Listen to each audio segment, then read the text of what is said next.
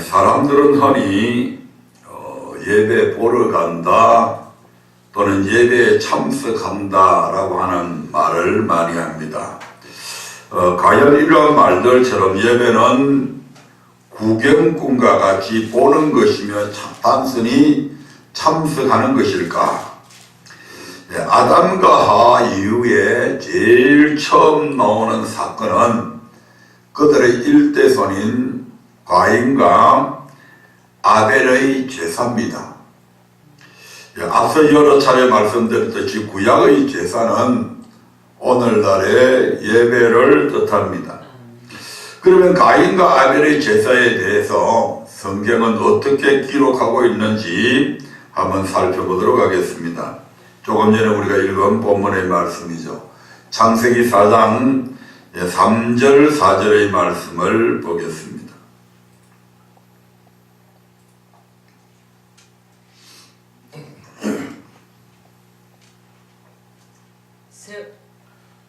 창세기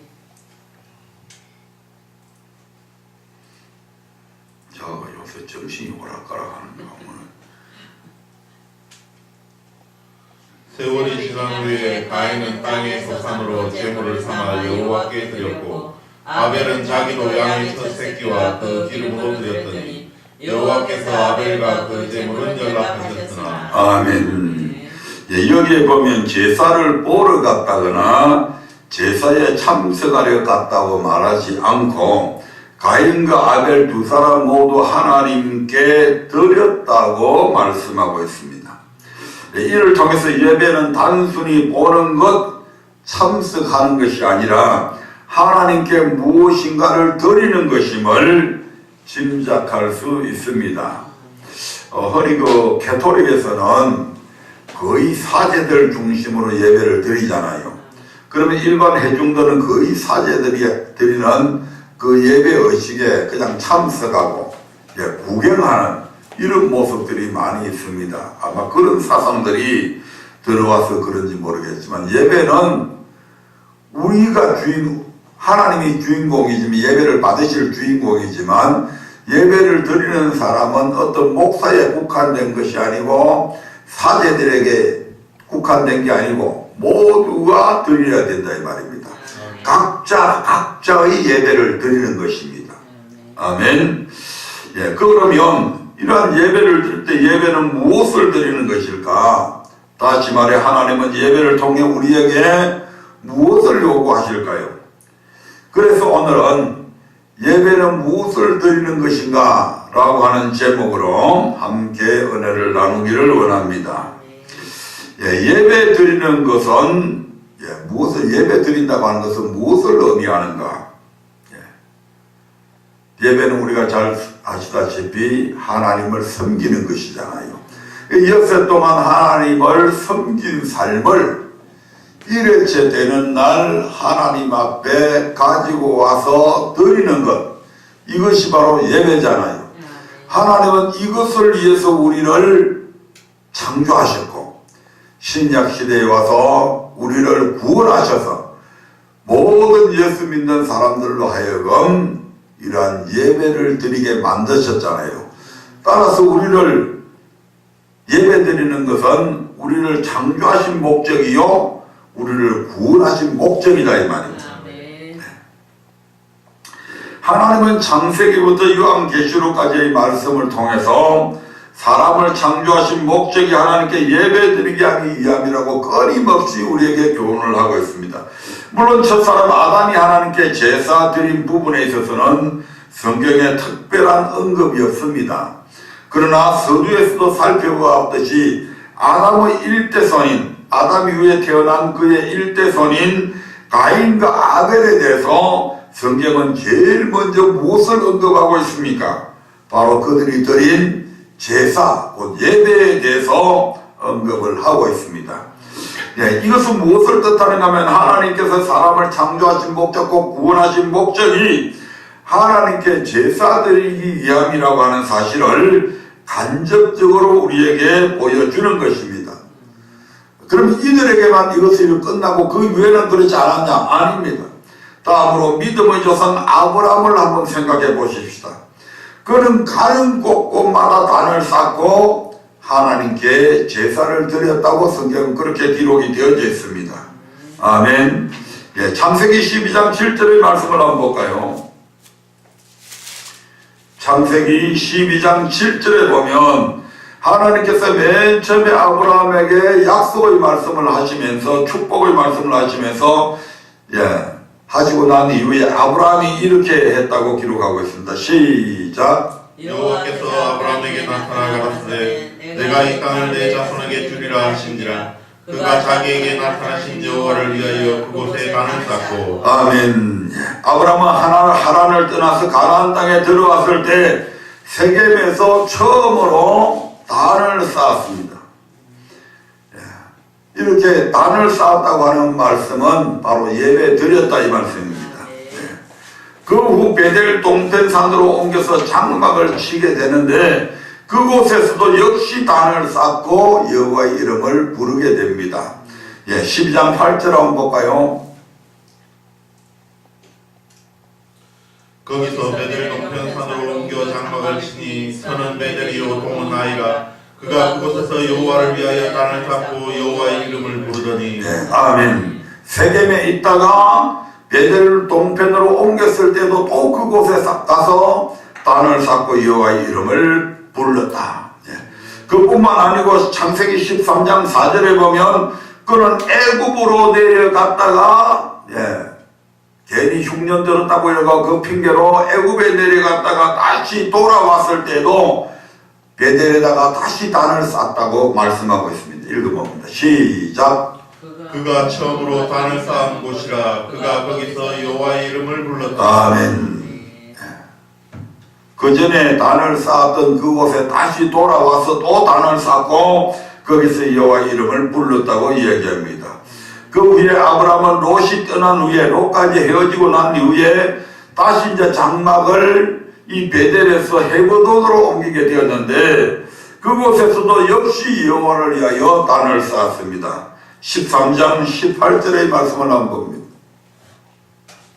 이에 아브라함이 장막을 옮겨 헤브론에 있는 마므레 상수리 숲으로 이르러 거하며 거기서 여호와를 위하여 단을 쌓았더라. 아멘. 그리고 나서 아비멜렉과 언약을 맺은 후에도 아브라함은 브엘세바에서 단을 쌓고 여호와의 이름을 불렀습니다. 창세기 21장 33절입니다.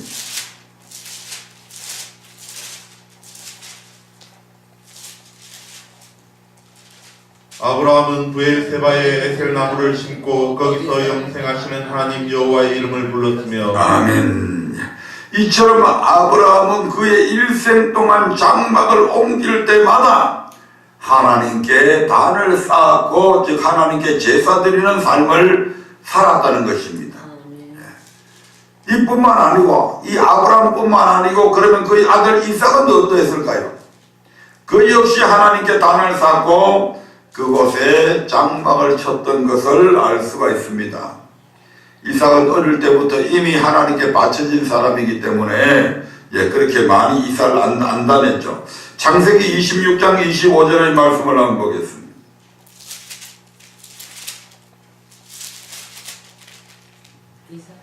이삭이 그곳에 단을 쌓아 여호와의 이름을 부르고 거기 장막을 쳤더니 그 종들이 거기서도 우물을 받더라. 아멘.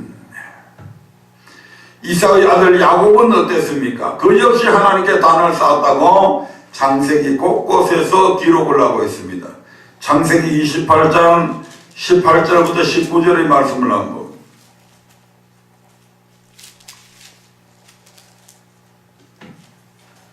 야곱이 아침에 일찍이 일어나 베개하였던 돌을 가져 기둥으로 세우고 그 위에 기름을 붓고 그곳 이름을 베델이라 하였더라. 이 성의 본 이름은 루스더라. 그 위에 기름을 붓고 했다고 하는 이 모든 것은 그곳에 단을 쌓았다 이 말입니다. 31장 54절도 보겠습니다.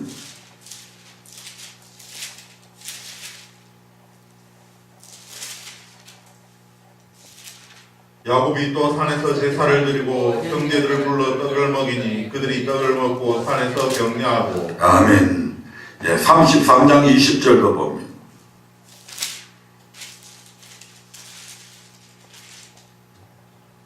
거기 단을 쌓고 그 이름을 엘헬로 헤이스라 라엘이라 하였더라.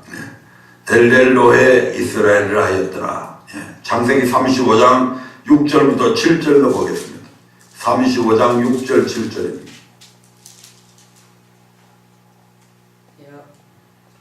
야곱과 그와 함께한 모든 사람이 가나안 땅 루스 곧 베델에 이르고 그가 거기서 단을 쌓고 그곳을 엘베데시라 불렀으니 이는 그 형의 낯을 피할 때에 하나님이 그에게 거기서 나타나셨습니다. 아멘. 애국에서 도망갈 때 돌베개를 대고 잤던 그곳에 그곳에서 하나님께 그가 약속한 게 있잖아요. 그 약속 지키지 않다가 호되게 쥐어 터지는데 그러고 나서 다시 애굽에서 세겜에서 이제 다시 이 베델로 올라가서 그곳에서 하나님께 단을 쌓고 여호와의 이름을 불렀다. 창세기 46장 1절 보겠습니다.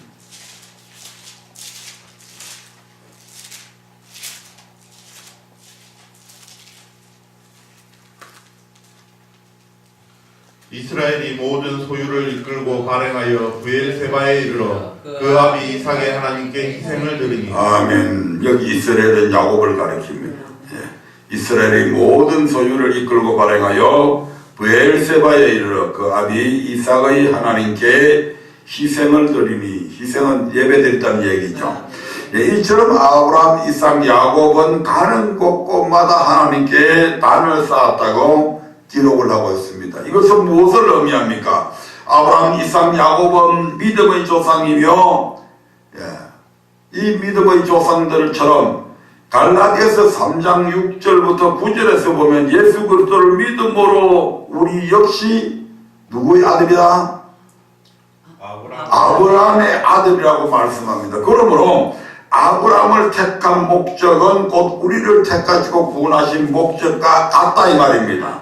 따라서 이들이 예배드리는 삶을 살았다고 하는 것은 하나님께서 사람을 창조하신 목적, 즉 우리를 구원하신 목적이 예배드리는 것임을 증거해주고 있습니다.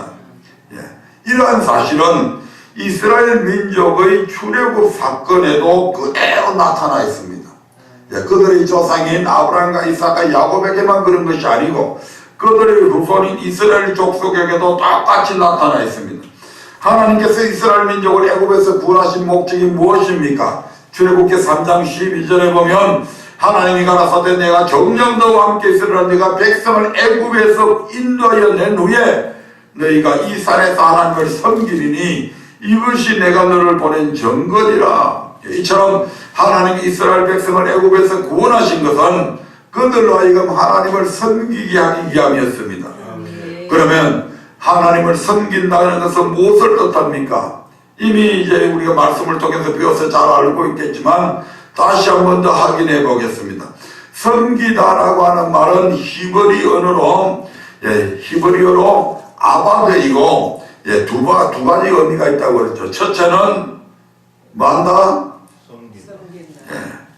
종이 주인에게 하듯이 섬기다라고 하는 serve라고 하는 뜻이 있고 또 하나는 경배드린다, worship, 경배드린다 하는 이런 뜻이 있어요. 그러므로 하나님을 섬기게 하기 위함이라는 말은 하나님께 예배드리기 위함이라고 하는 뜻이 됩니다.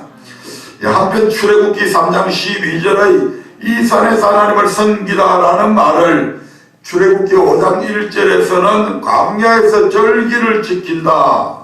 그리고 3절에서는 광야에서 희생을 드린다. 이런 말로 조금씩 다르게 표현이 되어 있는데 이것을 종합해 보면 하나님을 섬기는 것은 절기에 하나님 앞에 희생을 드리는 것으로서 제사 곧 오늘날의 예배를 뜻한다고 지난번에도 말씀을 드렸습니다. 이처럼 하나님은 사람을 창조하시고 구원하신 목적이 하나님께 예배드리기 위해서라는 것을 이스라엘 민족의 출애굽을 통해서도 우리에게 분명히 증거해 주고 있습니다. 그러면 신약 시대 신약에서는 어떻게 말씀하고 있을까요? 요한복음 4장에서 수가성 여인은 예수님과의 대화를 통하여 예수님이 선지자라고 하는 사실을 깨달고 제일 먼저 무엇을 물어봅니까? 이 선지자에게 가장 그가 일평생 동안 궁금히 여겼던 것을 묻게 됩니다. 요한복음 4장 19절부터 20절의 말씀을 한번 보겠습니다. 여자가 예수님이 그냥 단순한 유대인 남자가 아니라 선지자라고 하는 것을 알았을 때에 그에게 했던 첫 번째 질문이죠. 여자가 가로되 주여 내가 보니 선지자로소이다. 우리 조상들은 이 산에서 예배하였는데 당신들의 말은 예배할 곳이 예루살렘에 있다 하더이다. 아멘. 수가성 여인은 예수님이 선지자라는 것을 알았을 때 그 어떤 것도 묻지 않고 오직 예배에 관해서 질문을 했습니다. 이 사건 또한 하나님께서 우리를 구원하신 목적, 즉 창조하신 목적이 바로 하나님께 예배 드린다고 하는 말씀을 시사해 주고 있습니다. 이와 같이 하나님은 성경 전체에서 사람을 창조하신 목적이 하나님께 예배 드리는 것임을 가르쳐 주고 있습니다. 아멘. 따라서 하나님의 은혜로 구원받은 우리가 마땅히 행할 본분은 하나님께 예배 드리는 것입니다. 가운데 혹 지금까지 예배 드리는 일에 소홀했던 분이 계시다면 이제는 돌이켜야 합니다. 그래서 하나님께 최선을 다해 예배드리는 삶을 살아서 창조의 목적과 구원의 목적을 온전히 이루어드림으로 하나님께 영광 돌리는 사람이 되어야 된다 이 말입니다. 예배는 인간이 창조주 하나님께 드릴 수 있는 최고의 행위라고 그래서 말하고 있잖아요. 아멘. 그럼 이제 두 번째로 이러한 예배를 드릴 때에 우리는 하나님께 무엇을 드려야 되는가? 예배는 무엇으로 드려야 하는가? 거기에 대한 말씀을 살펴보도록 하겠습니다. 사람들은 흔히 예배 보러 가자는 말을 많이 사용하는데 이는 예배에 대한 성경적 개념이 부족한 표현입니다.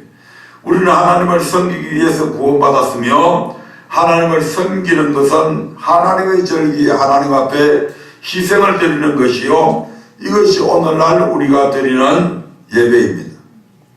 그러므로 예배는 구경꾼처럼 예배 의식을 보러 가거나 참석하는 것이 아니라 하나님의 절기 곧 안식일에 하나님 앞에 우리의 희생을 나의 희생을 드리는 것이다 이 말입니다. 그러면 하나님의 절기 하나님 앞에 드려야 하는 희생은 무엇입니까? 다시 말해 예배는 하나님께 무엇을 드리는 것이냐 이 말입니다.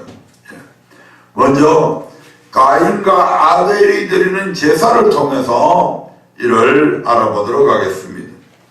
가인과 그 제물, 아벨과 그 제물, 창세시대에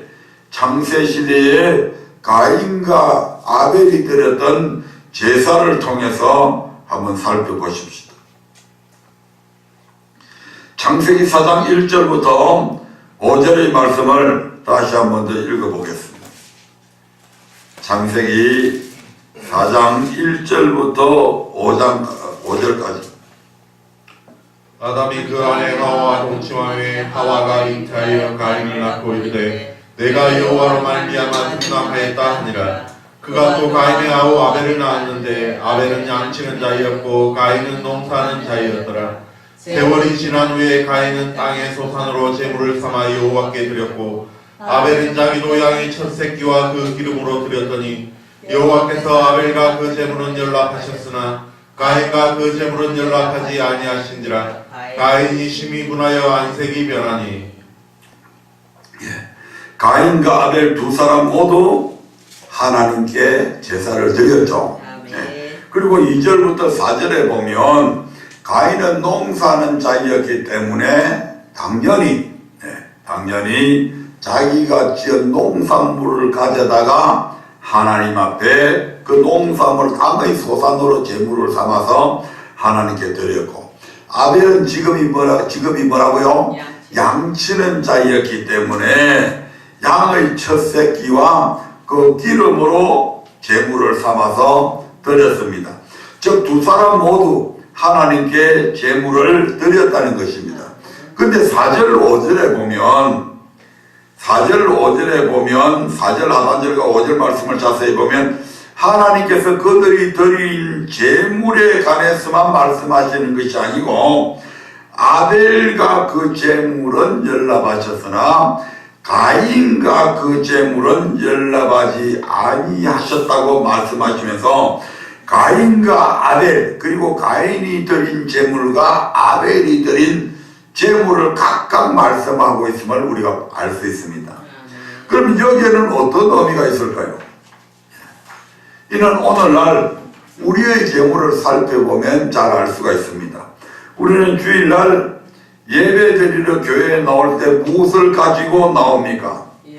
몸만 나오거나 예물만 내지 않고 몸과 함께 예물을 가지고 나오잖아요. 이를 통해서 가인과 아벨은 우리 각자의 몸, 우리의 삶을 의미하며 그들이 드리는 제물은 우리가 하나님께 드리는 예물임을 알 수가 있습니다. 만약에 예수님이 오시지 않았더라면 오늘날에도 우리도 하나님 앞에 나올 때에 우리의 몸도 나오고 우리가 드릴 제물, 소나 양이나 비둘기를 가지고 나와야 된다 이 말입니다. 이와 같이 하나님은 가인과 그 예물, 아벨과 그 예물이라는 표현을 통해서 하나님의 절기에 하나님 앞에 드려야 하는 희생이 두 가지. 하나는 하나님을 위해서 살아온 우리의 삶이 희생되잖아요. 시간도 희생이 되어야 되죠. 우리가 열심히 노력도 해야 되죠.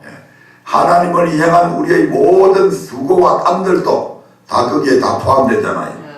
아멘. 즉 우리의 몸과 우리의 예물임을 나타내고 있습니다. 아멘.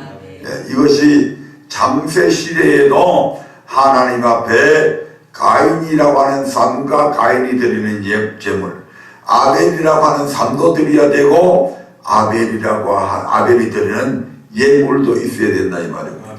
아멘. 이스라엘의 출애굽 사건을 통해서도 이것은 그대로 우리에게 교훈해 주고 있습니다. 이스라엘 사람들이 출애굽할 당시에 출애굽 시대에 모세가 바로 왕한테 요구한 것이 무엇입니까? 갈 자는 섬길 자는 누구누구뇨? 남녀노소와 우양을 데리고 가야 된다. 그러니까 바로가 아니 안 된다. 남녀노소만 가라. 우양은 남겨둬라. 이렇게 얘기하는데 이제 그것 때문에 실갱이가 벌어지는데 가인과 아벨의 제사에 이어서 예배에 대한 개념은 이스라엘의 출애굽을 통해서보다 분명하게 이제 정립이 되어 있습니다. 그때도 하나님은 절기에 하나님 앞에 드릴 희생이 두 가지, 즉 삶과 예물임을 말씀을 하시죠. 출애굽기 10장 8절의 말씀을 봅니다.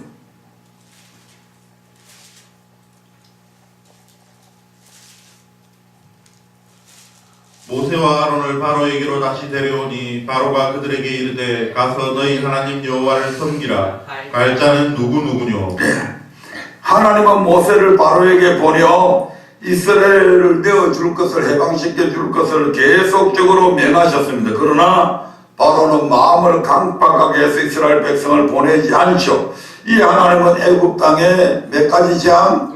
10가지 재앙을 내리셨는데 그 중에 8번째 메뚜기 재앙을 이제 내릴 것이다. 내린 게 아닙니다. 이제 당신이 말 안 들으니까 하나님께서 8번째로 메뚜기 재앙을 내릴 것이라고 이제 예고를 합니다.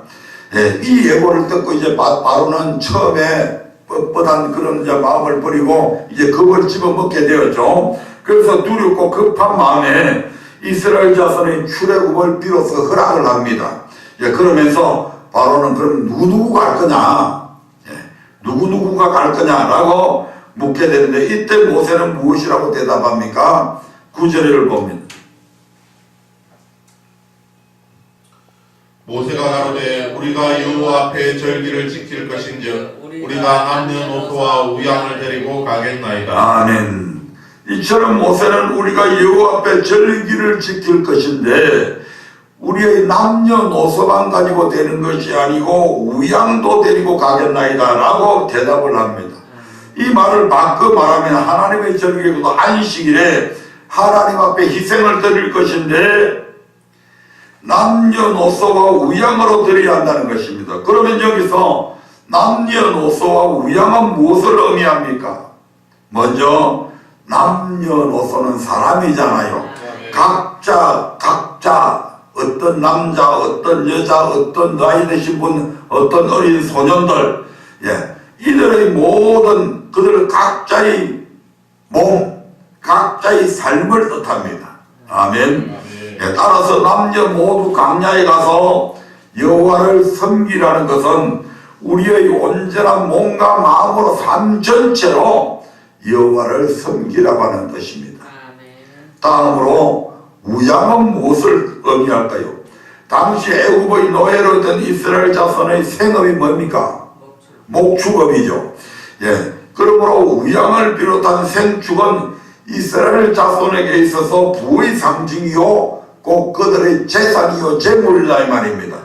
그러므로 하나님께서 우양을 데리고 광야로 가서 여호와를 섬기라고 하신 것은 자기의 소유 곧 재물을 가지고 광야에 가서 하나님을 섬기라고 하는 뜻입니다. 이 사실은 출애굽기 10장 25절부터 26절에도 그대로 나타나 있습니다.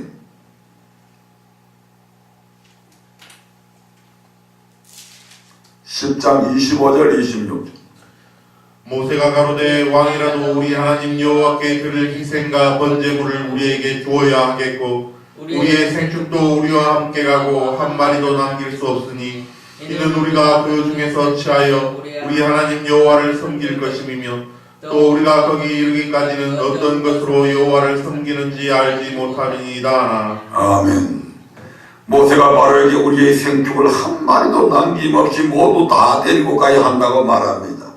그리고 26절에서는 왜 그렇게 해야 되는지 그 이유가 그 중에서 취해서 하나님 여호와를 섬겨야 되는데 거기 곧 약속의 땅 가나안에 이르기까지 하나님께서 어떤 것으로 여호와를 섬기는지 우리가 알지 못하기 때문입니다. 하나님께서 때로는 소를 요구할 때도 있고 때로는 양을 요구할 때도 있고 때로는 염소를 요구할 때도 있고 때로는 비둘기를 요구할 때도 있잖아요. 아멘. 그러니까 소도 가지고 가야 되고 양도 가지고 가야 되고 다 갖고 가야 된다.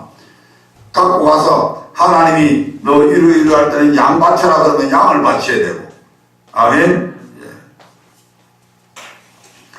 다시 말해서 교회 생활하면서 하나님을 섬길 때 자기의 소유물 곧 재물로 하나님께 제사를 드려야 하며 또 주님 앞에 설 때까지 하나님께서 우리에게 무엇을 요구하여 섬기도록 하실지 알 수 없기 때문에 모든 재물을 가지고 가야 한다는 것입니다. 아멘. 이와 같이 하나님께 절기를 지키되 남녀노소와 우양을 데리고 가라는 말씀에서 우양은 하나님께 드릴 예물임을 알 수가 있습니다.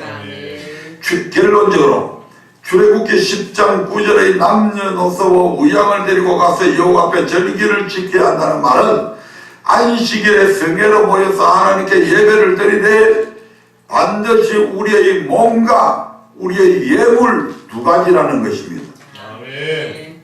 하나만 드려도 안 된다 이 말입니다. 아멘.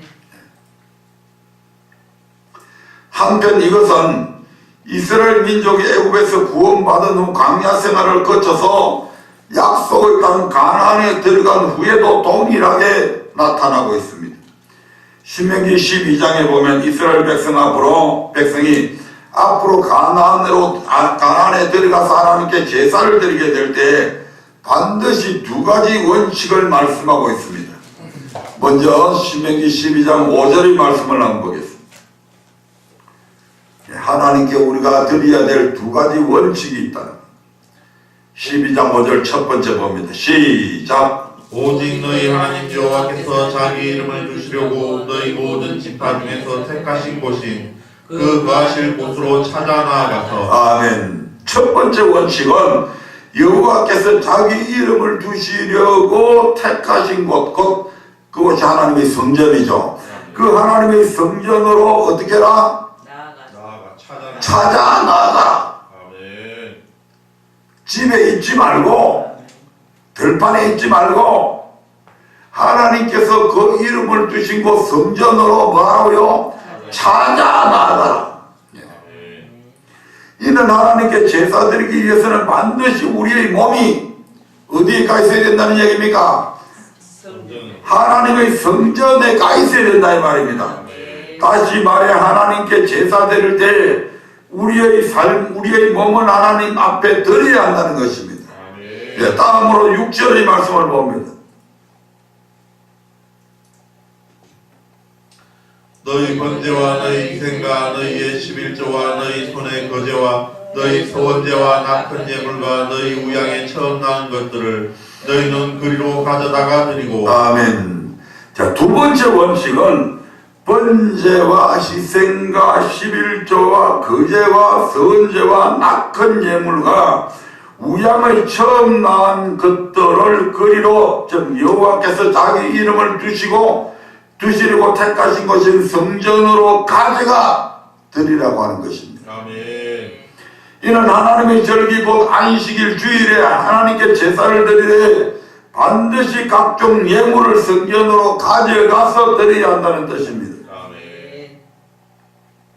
이처럼 예배에 관하여 가장 정확하게 설명하고 있는 출애굽 사상에서도 예배 의식에 참여하는 것이 예배가 아니라 그냥 단순히 몸뚱아리만 가서 앉아있는 그것이 예배가 아니라 하나님께서 그 이름을 두시고 택하신 것인 성전에 나아가서 엿새 동안 우리가 살았던 삶과 우리의 예물을 하나님 앞에 드리는 것이라고 증거하고 있습니다. 아멘. 그러면 신약 시대에서는 어떻게 교훈하고 있는가? 요한복음 4장에 보면 예수님께서 구원은 유대인에게서 났다고 얘기합니다. 아멘. 예, 앞서 살펴본 것처럼 하나님은 가인과 아벨의 제사와 출애굽 사상을 통해서 하나님의 절기 하나님 앞에 드려야 할 희생에는 우리의 몸이 있고 즉 삶이 있어야 되고 하나는 예물, 이 두 가지가 반드시 있어야 된다고 말씀하고 있습니다. 즉 예배는 우리의 삶과 우리의 예물을 하나님께 드리는 것이라고 말씀하고 있다 이 말입니다. 자, 신약 시대에는요. 요한복음 4장 22절의 말씀을 한번 보겠습니다. 너희는 알지 못하는 것을 예배하고 우리는 아는 것을 예배하노니 이는 구원이 유대인에게서 남이니라. 너희는 알지 못하는 것을 예배하고, 이 말은 비록 많은 사람들이 예배를 드린다고 하지만 그들의 대부분이 예배에 관해서 알고 있다, 잘 모르고 있다? 잘 모르고 있다는 얘기입니다. 신약 시대에도 마찬가지죠. 많은 사람들이 예배를 드리면서 예배에 대해서 잘 모르고 있는 사람들이 너무너무 많습니다. 그저 주일날 무조건 자리에 앉아있으면 그게 예배 드리는 것으로 알고 있다는 말입니다. 이스라엘 백성들도 마찬가지였잖아요. 이사야서 1장에 보면 이스라엘 백성들이 수없이 예배를 드렸는데도 불구하고 하나님께서는 그 예배를 안 받으시잖아요. 왜 그렇습니까? 그들이 하나님이 가르쳐 주신 대로 예배를 안 드렸기 때문에 그렇다 이 말입니다. 하나님 앞에 더러운 삶을 살았으면 그 더러운 삶에 대해서는 철저하게 회개하고 돌이켜야 되죠. 그 돌이킴이 없이 맨날 악을 저지르면서도 오늘 안식일이네, 오늘 주일이네, 가서 교회에 앉아있으면, 그리고 돈은 많이 있으니까 그냥 두둑하게 11조도 내고 각종 감사 예물도 내면 그러면 예배 다 받아주는 것으로 이렇게 착각했다 이 말이죠. 그런데 그것은 예배에 대해서 제대로 알고 들은 것이다, 모르고 들은 것이다? 몰랐다 이 말입니다. 오늘날에도 그런 사람들이 얼마나 많은지 모릅니다.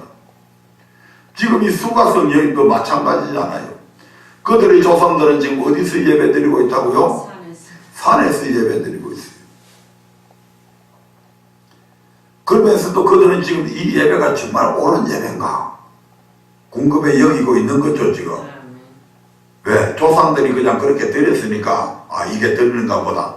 근데 뭔가 이 얘기를 들으니까 유태인들은 우리를 이방인 취급하는 우리도 하나님 백성인데 사마리아 성에 있는 사람들 우리도 하나님 백성인데 저 유대 나라 사람들은 예배할 곳이 따로 있다고 그러던데 산에서 드리는 이 예배는 예배가 아니라고 그러던데 늘 이게 풍문으로 들었던지 하여튼 그 소리를 듣고 있었다 이 말입니다. 그래서 예배를 드리면서도 늘 찝찝하게 생각을 하고 있었어요. 그래서 예수님이 선지자라는 것을 유대인, 더군다나 유대인이잖아요. 어떤 유대인하고도 이스라엘 사람들은 이게 얘기 자체도 사마리아 사람들하고는 얘기 자체도 안 하잖아요. 그런데 마침 이분이 선지자니까 이제 용기를 내가 물어본 거예요. 당신들이 말한 예배 드릴 곳이 예루살렘에 있다고 그러는데 우리는 산에서 예배를 드리고 있습니다. 그런데 어떤 예배가 옳은 예배입니까? 라고 묻게 되는 거죠. 아멘. 예. 많은 사람들이 예배를 드리고 있으면서도 정작 어떤 분께 예배를 드려야 하고 무엇을 어떻게 드려야 하는지 알지 못한 채 예배 드리고 있는 사람들이 너무너무 많다 이 말입니다. 하지만 여기 지금 요한복음 4장 22절에서 예수님께서 뭐라고 얘기합니까? 우리는 아는 것을 예배한다 이렇게 얘기하잖아요. 그럼 너희들은 모르고 지금 예배 드린다 이 말이죠. 우리 유태인들은 알면서 예배를 드리지만 너희는 지금 내용도 모르고 예배 드리고 있다는 얘기죠. 예. 그러면서 하지만 우리는 아는 것을 예배하노니 이는 구원이 어디에서 났다? 유대인에게서 남이니라. 우리 유대인은 예배가 무엇인지 누구에게 무엇을 어떻게 드려야 하는지에 대해서 정확히 알고 예배하는데 그 이유는 우리가 왜 이렇게 똑똑해서 그런 것이 아니다. 우리가 왜 그렇게 정확히 알고 예배 드리는지 그 이유는 구원이 유대인에게서 났기 때문이라는 말인 것입니다. 그리고 여기에서 구원이 유대인에게서 남이라고 하는 말씀은 하나님께서 유대인들을 구원하신 목적이 뭡니까? 예, 섬기게 하기 위함이잖아요. 출애굽시킨 목적이 많은 것이다. 하나님을 섬기게 하기 위해서 유대인을 출애굽시키잖아요. 다시 말씀드리면 섬긴다고 하는 말씀은 뭐 하는 것이다? 예배 드리는 것이다. 하나님께서 이스라엘 백성들을 애굽에서 구원해 내시는 목적이 하나님께 예배 드리게 하기 위해서 이스라엘 백성들을 구원해냈다 이 말이죠. 그러면 그 이스라엘 백성들에게 예배 어떻게 드려야 되는지 철저하게 가르쳤겠죠. 예, 그래서 예배는 누구에게 드리는 것인가? 언제 드려야 되냐? 어디에서 드려야 되냐? 무엇을 드려야 되냐? 어떻게 드려야 되냐? 왜 드려야 되냐? 이런 것들을 유태인들에게 철저하게 가르쳤잖아요.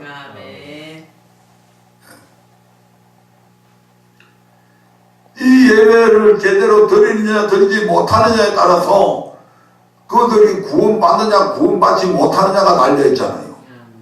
그러므로 얼마나 자세하게 가르쳤겠어요.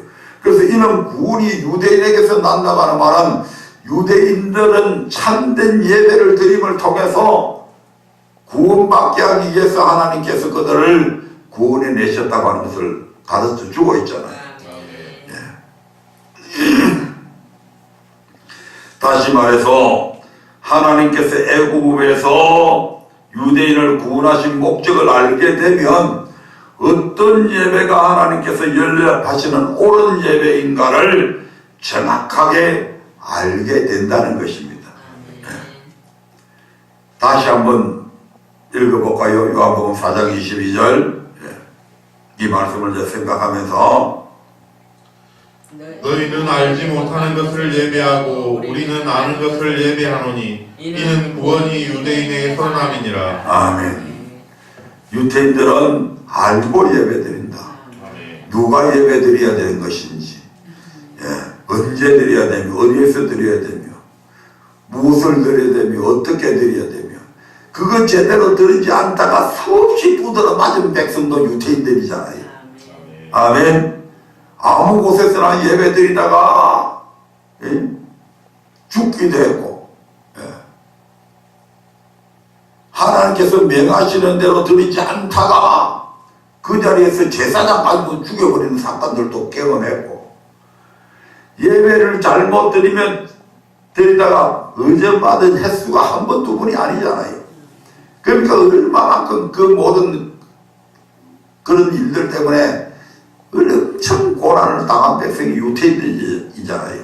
그러므로 그들에게는 이 예배에 대한 것이 뱃속 깊이 지금 박혀있는 거잖아요. 아멘. 그래서 구원이, 이스라엘 백성을 구원하신 목적은 바로 예배드리게 하기 위함이다. 그래서 구원이 유대인에게서 났다고 지금 표현하고 있는 것이죠. 다시 말씀드리지만 이스라엘의 출애굽의 목적은 무엇이었습니까? 광야에서 하나님 앞에 절기를 지키되 남녀노소와 우양으로 희생을 드리기 위함입니다. 그러므로 신약시대에도 예배드리는 자는 반드시 어느 날에? 주일에. 그 절기가 뭐다? 주일이다.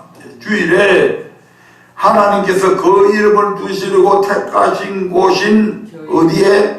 교회로 찾아 나아가서 여러분의 몸과, 즉 여러분의 삶과 함께 하나님께 예물을 드려야 되는 것이죠. 예물도 드린다고 해서 무조건 다 받으시는 것도 아니죠. 아까 가인의 예물에 대해서 하나님 안 받으셨잖아요. 왜 안 받으셨습니까? 가인의 악한 삶 때문에, 또한 가인이 드린 예물에 결함이 있었기 때문에 하나님께서 안 받으셨잖아요. 이 부분은 다음번에 가인과 아벨의 제사를 통해서 또 말씀할 기회가 있을 겁니다. 말씀을 맺도록 하겠습니다.